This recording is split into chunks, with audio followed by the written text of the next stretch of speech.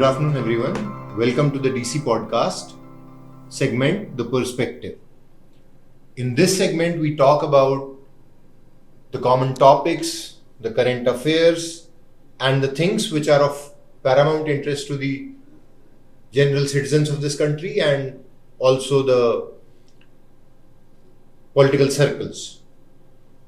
So today we are going to talk about Women Reservation Bill, which a lot of people are of the opinion that it is something which has been delivered in a measure which is too little and which will be implemented at a much later point of time. So therefore it is as good as not implementing the Women Reservation Bill. But at the same time, there is a section of the public audience and lawmakers who believe that it is a very important step. In fact, they compare it to what Neil Armstrong said when he was the first man to step on the moon, that it's a small step for a man, but a giant leap for mankind. So we have today in our studio two people, Mr. Mahesh and Mrs. Tulasi, who are going to talk about their views and how this is going to be either a game changer or is it just a dud which has been delivered way ahead of its time and its impact will be seen maybe in a decade, and we are right now not very clear as to how it will be implemented and whether it will really bring about some change on the ground. So over to Mr. Mahesh. Hello, this is Mahesh. In my opinion, the reservation law is a very progressive step. But then when you look at it from the perspective of election funding, it is not going to make any impact, I feel, because for each Lok Sabha election, if you take an example, one need to spend around 100 crores or more than that. And I don't think, a common woman can spend 100 crores for contesting an election. And at the same time, women reservation was introduced in Panchayati Raj institutions 29 years back. Still, many of the women sarpanches are just proxies to their male relatives. So, I guess this is not going to help women in general. Hello, I am Tulasi. True, it might not help. I do agree with that. But we can't say it is of no use. It might be, as Shashank had pointed out, it might be the first step towards a giant leap.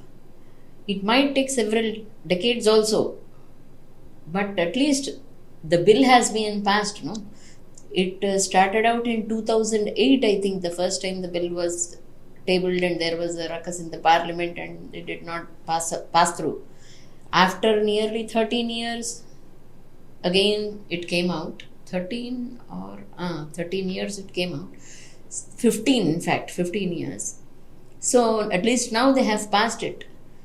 So there might be some impact of it in some places. See, some people, as you have said, it might cost hundreds of crores. To ensure that it does not get slipped out, or it does not get fizzled out in its goal, the election commission should take care of it, the funding part of it and all. But or else there might be some impact is what I feel, because there might be a few people even from the affluent society who might be wanting to come, though not from the political families. They might be affluent, that is, they might be wealthy. They might want to get into politics. Maybe for them it might work out. Taking an inspiration from them, some others from the other areas also, that is, other middle class sections also might be able to succeed in that. But I feel it will do some good to the society in bringing out some gender equality at least. And Mahesh, don't you think that parties like Aam Aadmi Party, when they have put up common people as MLAs and MP candidates, and somewhere the party funds also support it, whatever expense they incur. So would this bill not force parties to actually then give out tickets to women? So slightly better representation, and unlike a Panchayati Raj institution where for a couple of meetings and signatures the Sarpanch has to go, in parliament you have to be present there and participate in a debate, your proxy will not go there.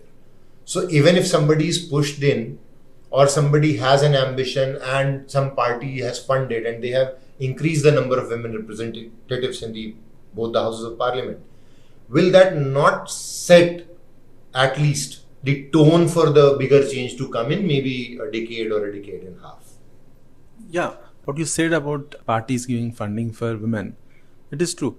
But then what is stopping them from doing that? Now, if you are intended to do that, then parties themselves without election can probably have more than 50% of women. Who is stopping them? They can provide funding. Nobody is stopping them. But then they don't do that because they mostly focus on electables. They don't. If for example, if there is a woman in a constituency which in their opinion is more electable, nobody is stopping. They will definitely go to their house and give them ticket. So nothing stops them from doing that. So it's in election, everything boils down to who is electable. That's all. Now this reservation, by giving reservation, what is happening is that a particular constituency will have to have only women candidates. So now all these electables will send their women relatives for contesting. That's all. Nothing will change. And also, if you look at the corporates, right, there has been many measures taken to introduce women participation in boardrooms. In 2013, there was a new company law was introduced. It mandates at least one woman on board. But it took many years for companies to just get one woman on the board. And even then, even when they bring, it's mostly from their own families.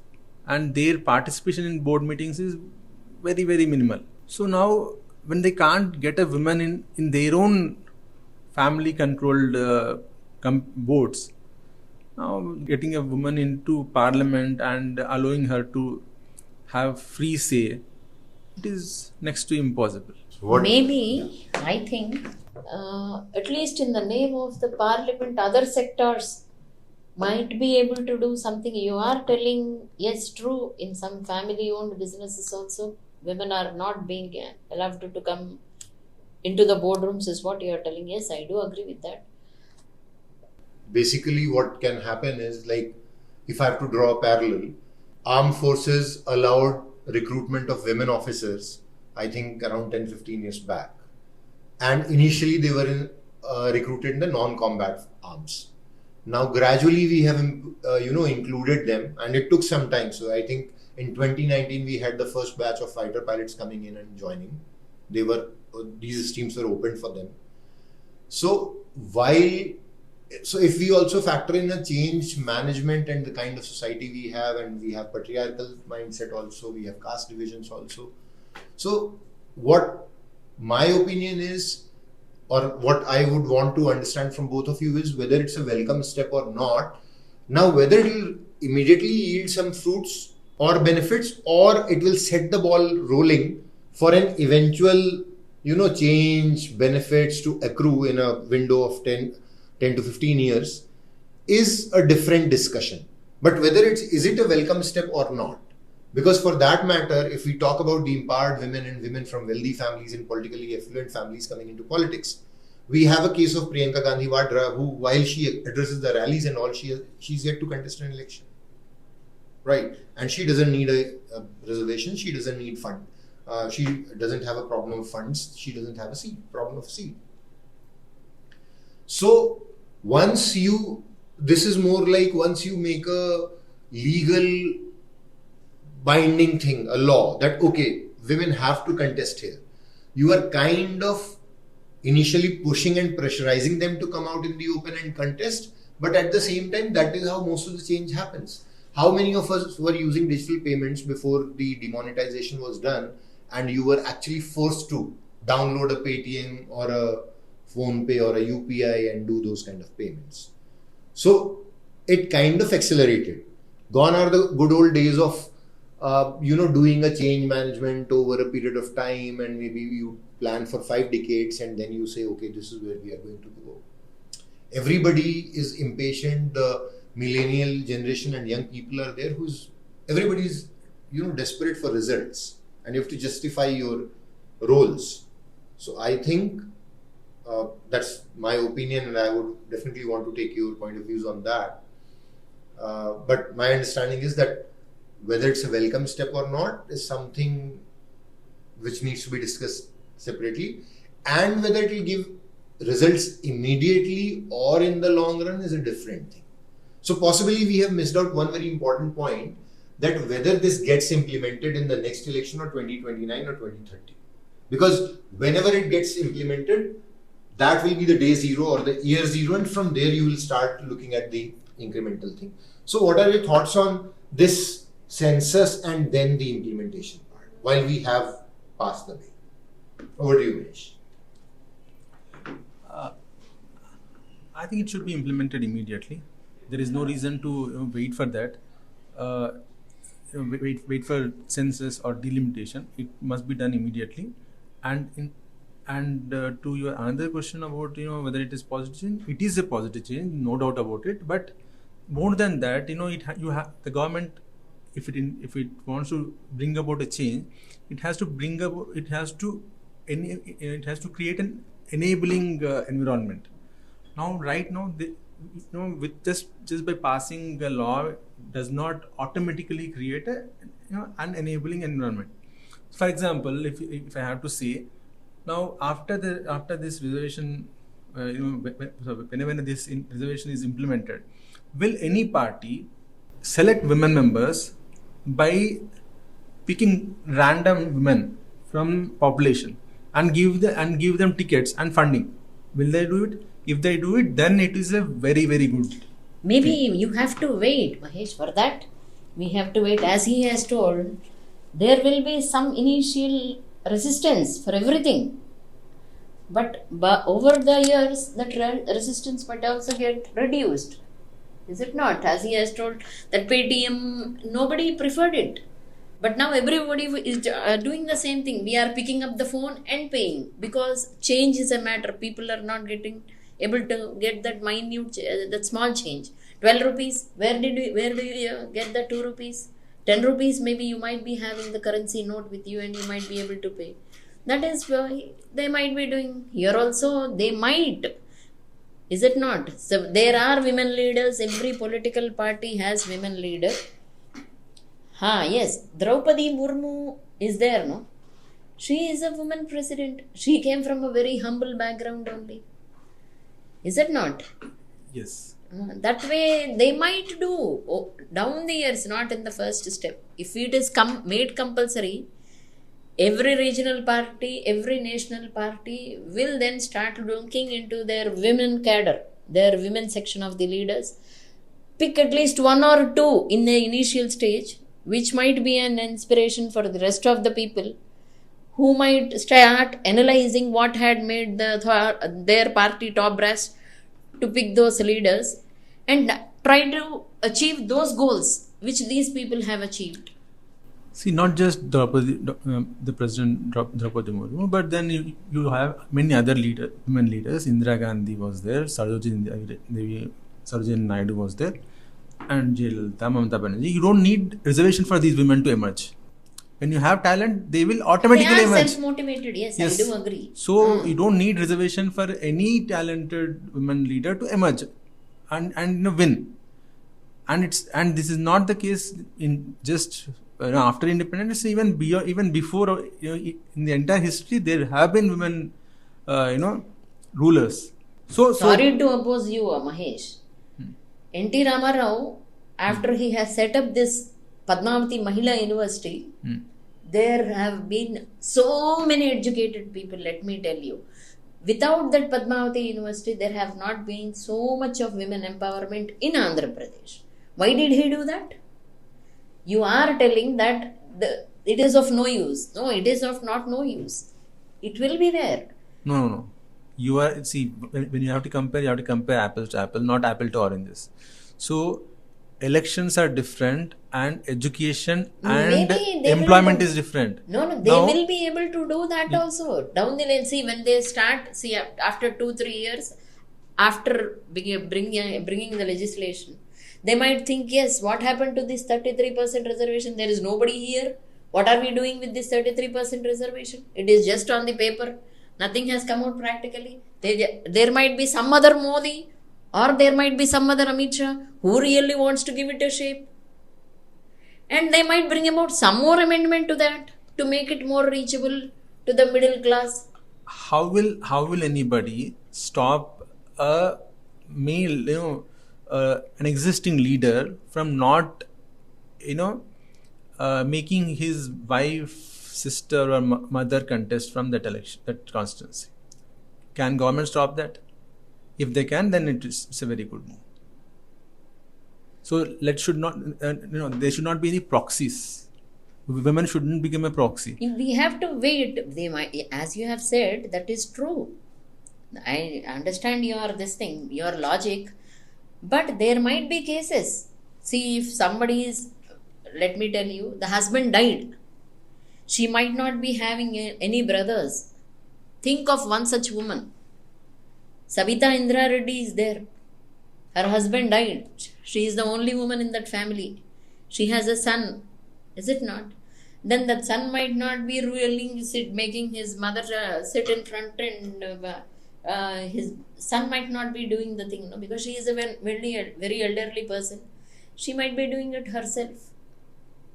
There might be such cases. One or two cases also. No, there is not one or two cases. In fact, if there are some 80 proxies, there would be 20 real, women leaders. Because that's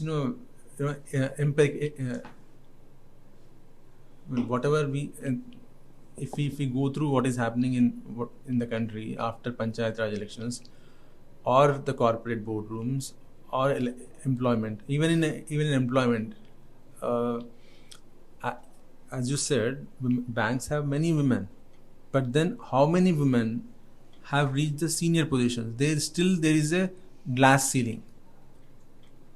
So you must first, create enabling environment so that empower women, and then automatically women will become. That is what I am telling. N.T. Ramarav's university is empowering. Slowly, yes, everything will go into take shape. That is why I am being optimistic. Let me tell you. See, there is one Paritala Sunita. She is an MLA. Her husband died. Is it not? And now she is guiding the path for her son. All that I'm saying is create an enabling environment. Yes, conducive atmosphere will be created. Just by passing law, nothing will happen. Yes, I do agree. Just by passing the law, anything cannot be accomplished. So basically, to conclude, what both the panelists are of the opinion and what we have emerges out from this discussion is that while Women Reservation Bill, or Nari Shakti Vandan Adhiniyam as it is called, is a welcome step, but the only apprehension is, and this excitement and should be tempered with a little bit of caution, because right now we don't know how it will be implemented. That clarity we need, possibly. So while it's a welcome step, the reason for not welcoming it with wholeheartedly is possibly the hitch that, okay, you haven't laid out a roadmap, you haven't talked about an enabling environment, you have not talked about the weaker sections of women coming into the fold, you haven't talked about how will you take care of the proxy control of these things, these elected representatives. Possibly the implementation roadmap, because it is not very clear, is what is dampening the excitement around this bill. But on the whole, it is definitely a welcome step by itself. But how it pans out remains to be seen, and that is where all these skepticism is coming from. So we would like to conclude at this note and hope that government would also provide some more clarity in the times to come on the implementation of the bill. Thank you. Have a great day.